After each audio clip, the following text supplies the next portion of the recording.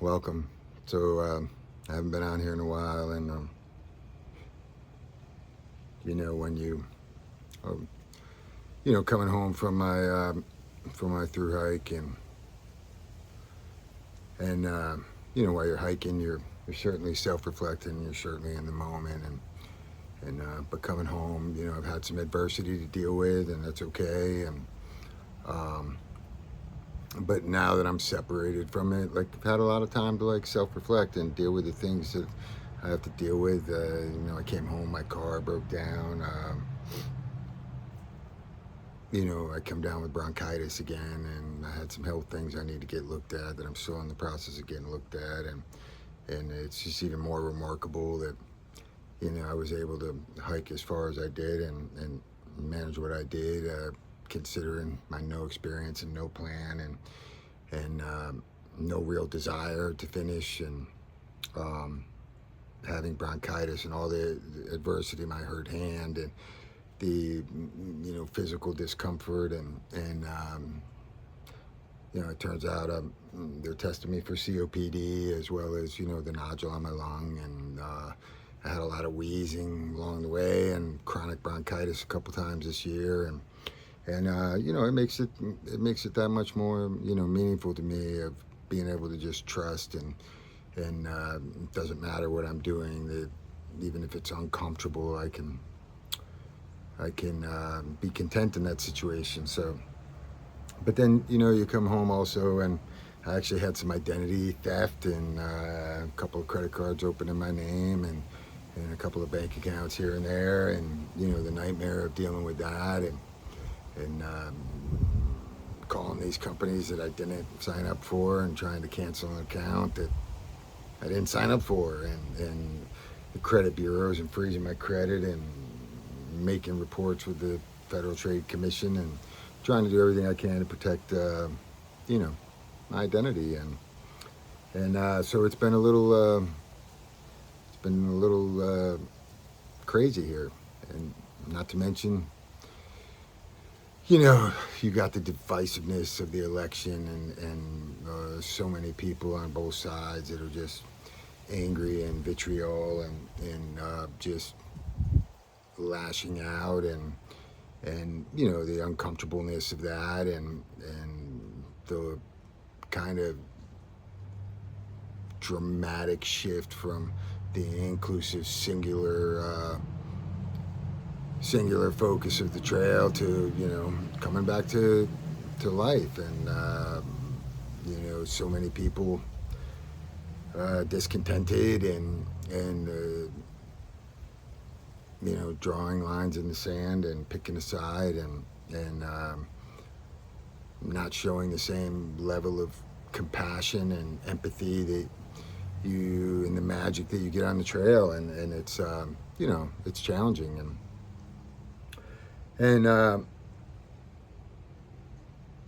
and it saddens me a little bit, right? And but I understand because I used to be one of those people. So I want to talk a little bit about like some of the things that kind of have been going through my head, and some of the things that I think we kind of, at least in the recovery community, we really kind of miss. But I don't think it's independent of the recovery community, right? I think whether you have a substance use issue or not, we all struggle with things in our life, and I think we all desire on a fundamental level the same things, right? And that is comfort. We all want to be comfortable, right? And we will go to great lengths to do that, and if that means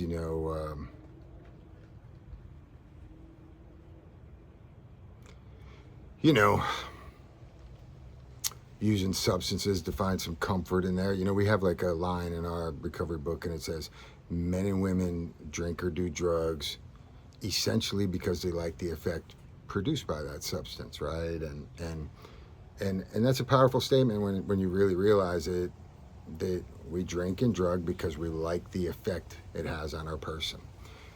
But what's even more powerful is to realize that if we're drinking or drugging because we like that effect, that really means that we don't like not having it. We don't like the way we feel without it. So we need to take something in order to make us feel better. And again, this isn't, just a substance issue, right? I mean, we all can look back on our lives and say, we seek comfort externally for a lot of different, in a lot of different avenues, right? It could be relationships, it could be financial success, it could be achievement, it could be going to the gym, and because we want to look better, so we feel better about ourselves. And it's endless, the lengths we go to.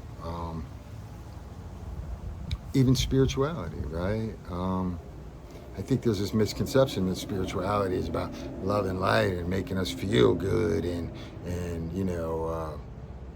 and a lot of that is true, but it is the spiritual path. And you can look at anybody who's ever really become enlightened and walked the spiritual path. It is a lonely journey filled with sorrow and suffering, because you no longer worry about the self, right, and building up the ego, but you become compassion driven and intuitively driven and empathetic towards others. So we take on other people's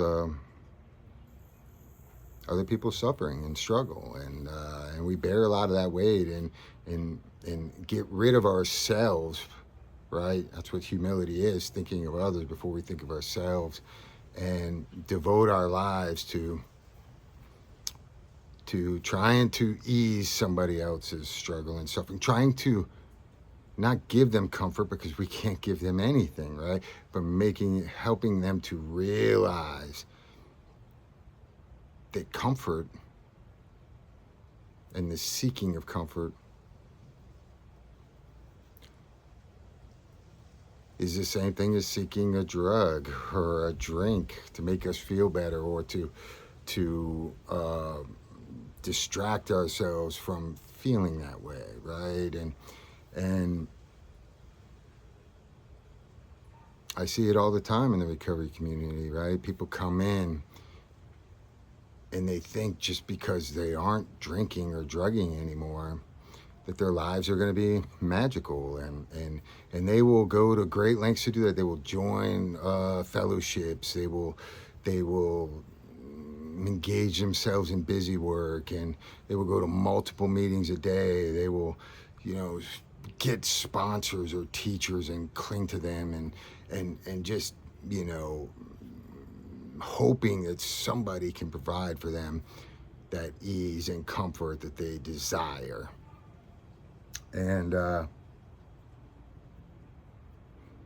lot of times it works for people for a while, right? And then eventually we either have to learn how to overcome our own discomfort, or we need to learn how to sit with it and realize that escaping uncomfortability is an illusion. It is unattainable.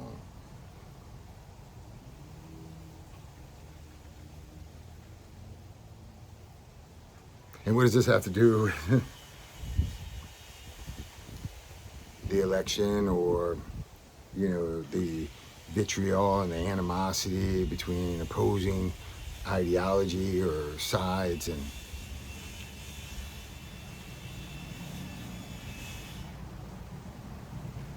I believe it is the same problem, right? It is the same issue. It is regardless of what side you choose, that liberation cannot be given to us by anybody, certainly not by somebody that we've never met, but somewhere along the line we feel like this individual can provide for us the one thing that we lack, and that is to make our lives easier and simpler, and give us that comfort that we so seek. And we will delude ourselves to the ends of the earth, and look everywhere and blame everybody rather than look within.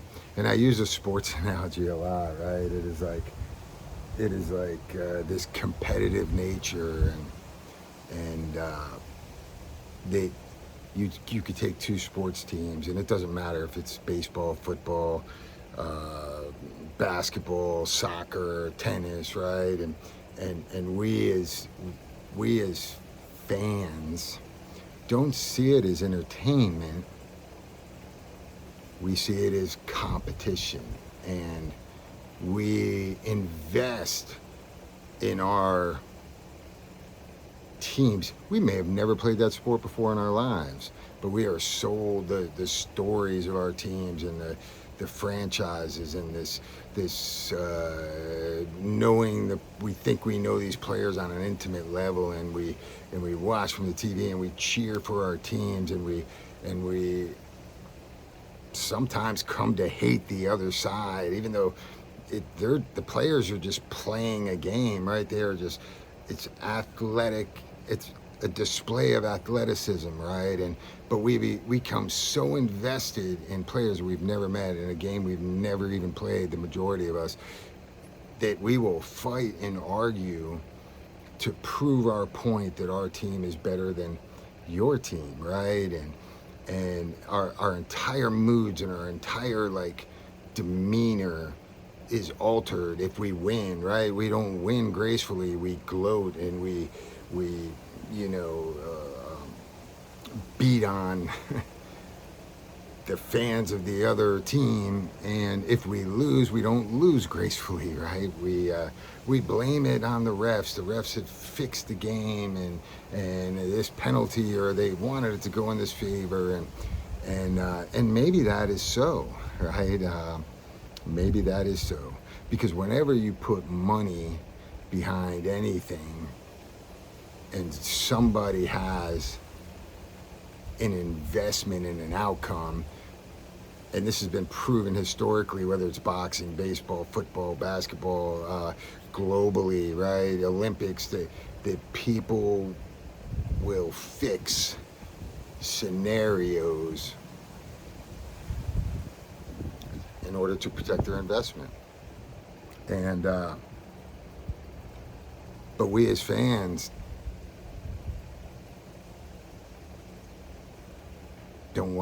most of us don't watch the game as entertainment, as in like watching a movie.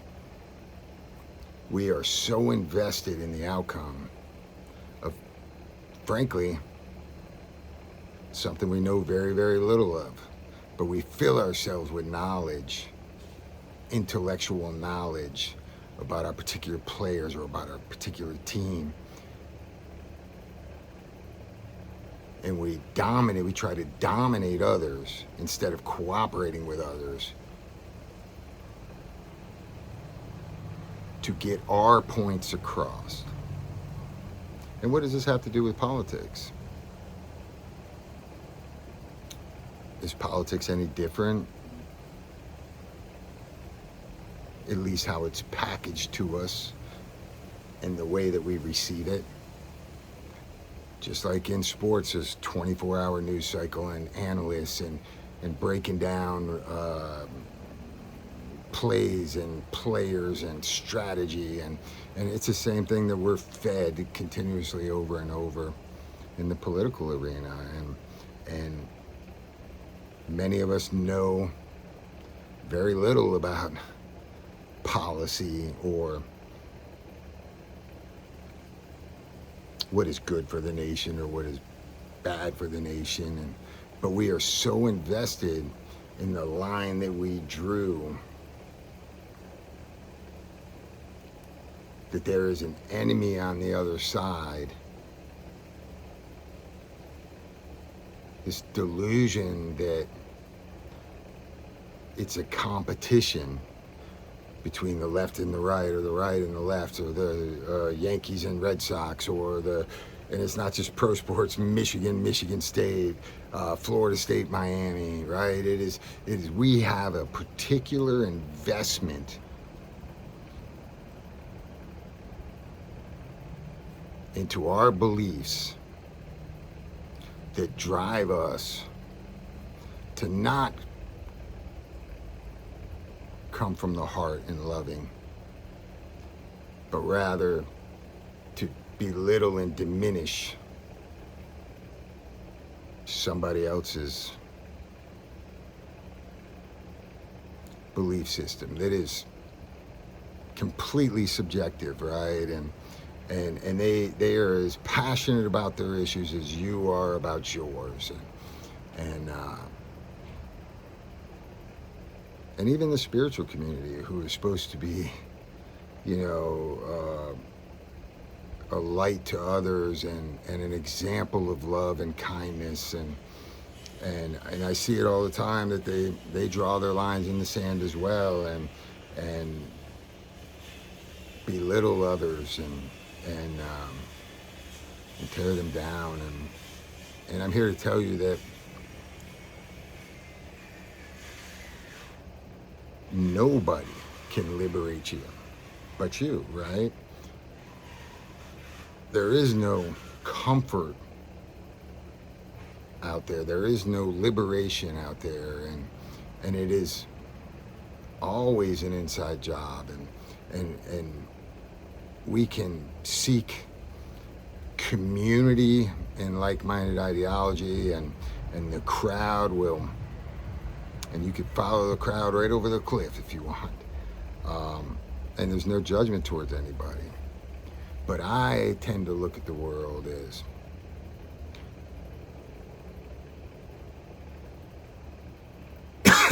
excuse me. I tend to look at the world as I don't look up to anybody, I don't pedestalize anybody, and I don't look down to anybody. We are not all equal in terms of the same. We are all unique.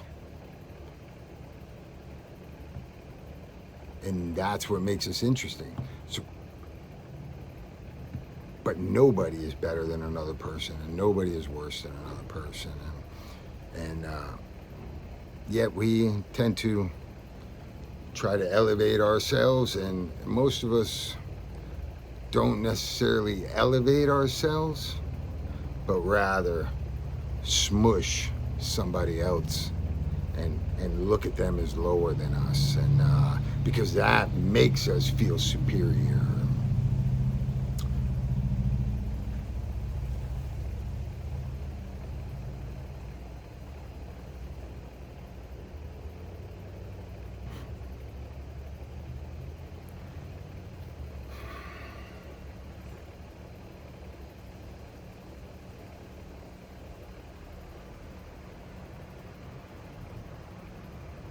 And I don't even know why I'm saying this, because until you realize this for yourself, you'll never be free from influence, right? You will never be autonomous and independent. And you will always be seeking that comfort externally.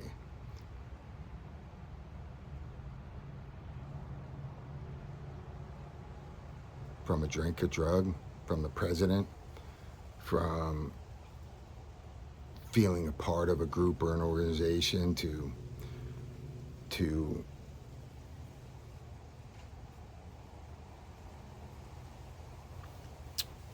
relationships, to success, to achievement. And here's what's funny. We are so invested in who the president is, and we can invoke the name of God to support our decisions, right, and our ideology, and that I want a better future for my children. We'll even say that, right? But we don't even know who our kid's teacher is. But we think whoever we vote for is going to provide an environment essential for our children to grow up and be happy, healthy, and strong. But it's the same system we grew up in.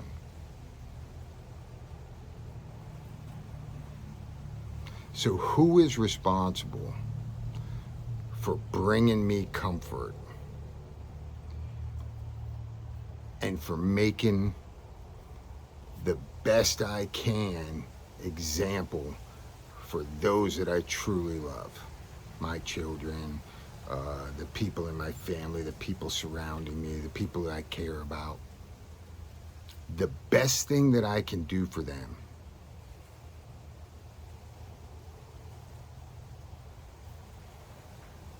is show them love, kindness, and compassion on an individual one-on-one basis, and to not seek the solutions externally, and to not blame our situations on anybody externally, is to take personal responsibility for our own contentment. That's why I say that you can be content in any situation regardless of the circumstance. I say not happy, because we're not happy all the time. But being content is up to me. And if I'm looking for a scapegoat, I'm going to find it. And if I'm looking for a hero, I'm going to find it. And I'm going to attach to it that they can solve my problem.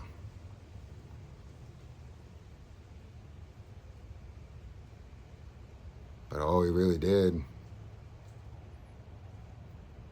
is prolong it.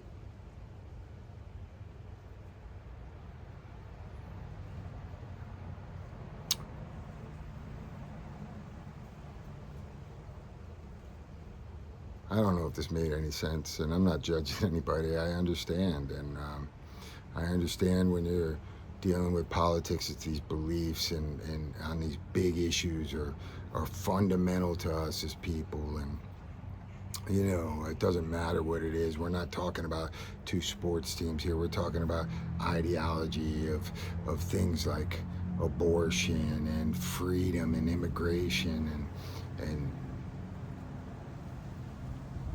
healthcare. And I understand it. I would just ask the question, as an individual, what are you doing to make this country great? What are you doing to educate and be involved in your own children's lives so that they don't fall under the same patterns that we have?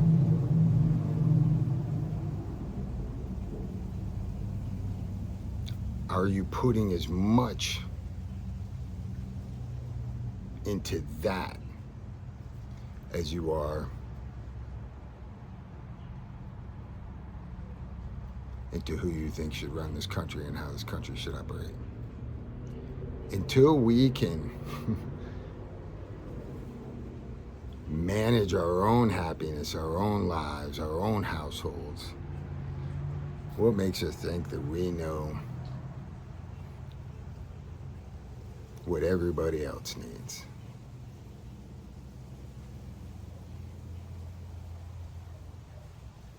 So I choose, right? I choose to look at everybody with compassion and love, and I choose to sacrifice my own ideology and what is really the spiritual path, right? The spiritual path isn't suddenly knowing the truth, and everybody thinks they know the truth. The spiritual path is this sudden seeing through an untruth and letting it go. And awakening is a verb. It doesn't just happen once, right? It is a continuous process of identifying things, untruths about ourselves and about reality as a whole. And when we're blessed enough to be aware of those untruths, it's a process of letting those go. And hypothetically, at some point, after peeling this onion of untruths and and falsities and things that have controlled us and dominated us, at some point we are left with nothing but truth. But a lot of people seem to think that they've awakened to some truth, and they attach things like conspiracy theorists, and they talk about oneness and singularity and how we're all connected on this chain, but then they still want to dominate others, or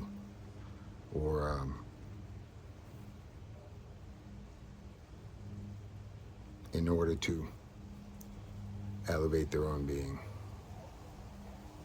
So what can we do?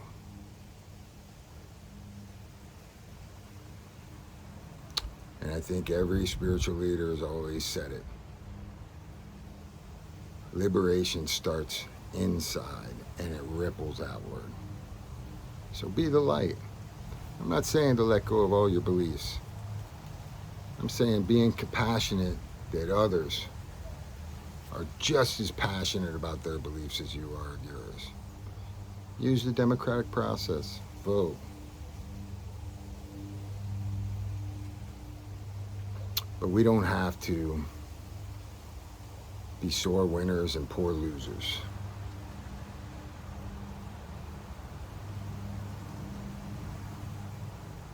It's an inside job. And before you can change the world, we first must change ourselves. There's another line in our recovery book that says, we were restless, irritable, and discontented unless we could again experience the sense of ease and comfort that comes from taking a substance.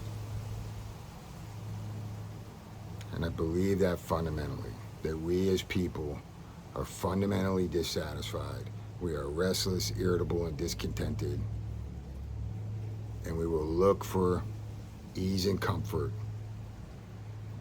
everywhere and blame everybody for our discomfort, except for inside, and blame ourselves.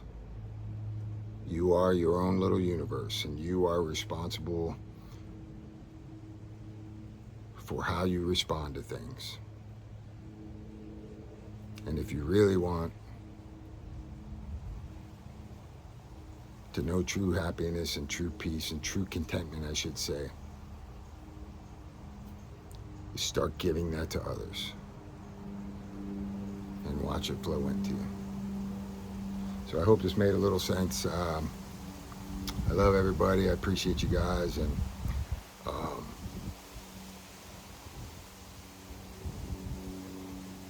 let me know if you have any questions or any thoughts. And I know it's a divisive topic, and you know, it doesn't matter what my beliefs are.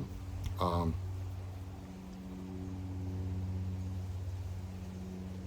have compassion for everybody. All right. Peace and love.